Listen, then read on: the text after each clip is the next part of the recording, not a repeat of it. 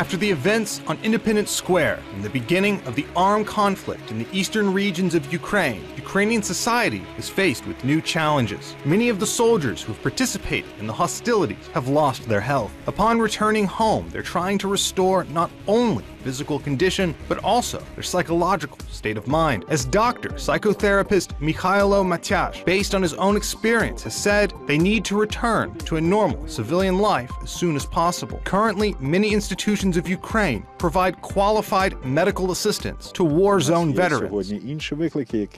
We face other problems which primarily relate to the social and psychological aspects of rehabilitation. The psychological state of ATO soldiers must be restored. They must be adapted to the social conditions of today's society. And perhaps by adapting the ATO soldiers and opening new institutions for their rehabilitation, we can create conditions for the restoration of the state, for the creation of a European civilized country that primarily cares about its people.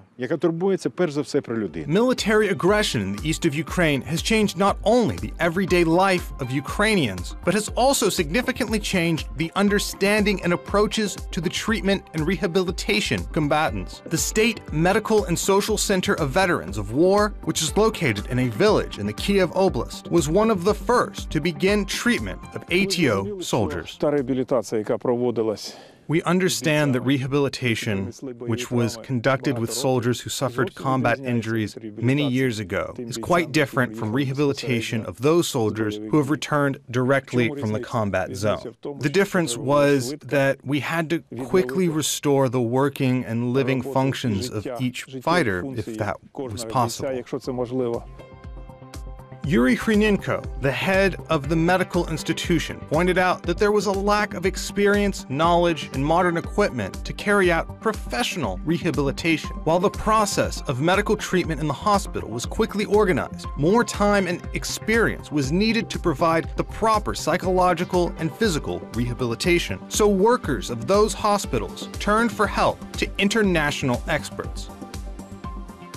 Хотілося б подякувати Трастовому фонду НАТО, який надав нам допомогу. I would like to thank the NATO Trust Fund, which has provided us with assistance in the form of equipment for physical rehabilitation. These are apparatuses for continuous passive rehabilitation that restore the functions of joints in the upper and lower limbs of the human body, as well as a traction table.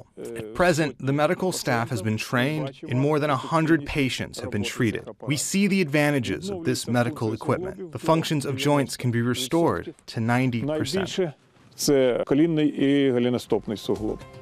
Now, more than 100 combatants are undergoing rehabilitation in this village. Soldiers come to the hospital with the hope of receiving professional help and improving their health.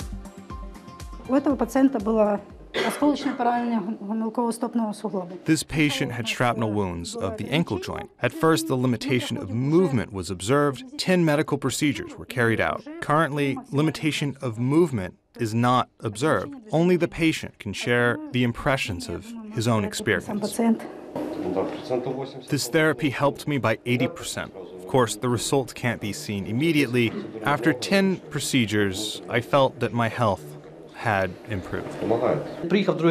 I've come here for the second time. When I went to rehab, I was walking on crutches. Now I use a walking stick.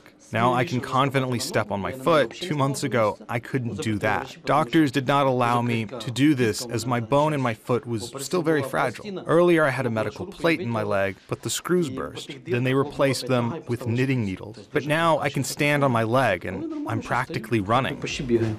Psychologists say that when a person falls into the war zone, he can suffer from a serious psychological trauma, which later can turn to post-traumatic stress disorder. One of the manifestations of this disease is the persistent desire to go back to war. That's why rehabilitation is extremely necessary, not only to restore physical health, but for the restoration of the psychological balance in all combatants.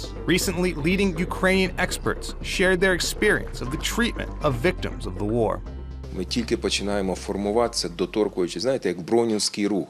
We are just starting our formation. Someone has knowledge, someone passed through training courses, someone read useful information, and someone who's full of enthusiasm, desire, and passion begins engaging in this process on their own. The volunteer movement is increasing and is leading to the cohesion of all people concerned.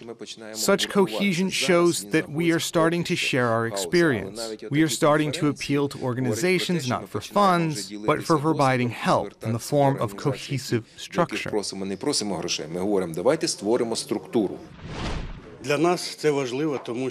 For us, it is important because a service that patronizes this program of physical rehabilitation does not even have a system of passing through psychological rehabilitation. The Interdepartmental Commission for Rehabilitation of ATO Soldiers was created with the participation of veterans organizations. A mechanism for further actions was adopted, but much more must be done in order for the sphere of medicine to work as efficiently as possible. When the anti-terrorist operation began in 2014, our country was not ready for war on its territory. When the issue of psychological rehabilitation arose, the State Service for Veterans and ATO participants helped me join the process of writing the decree on psychological rehabilitation.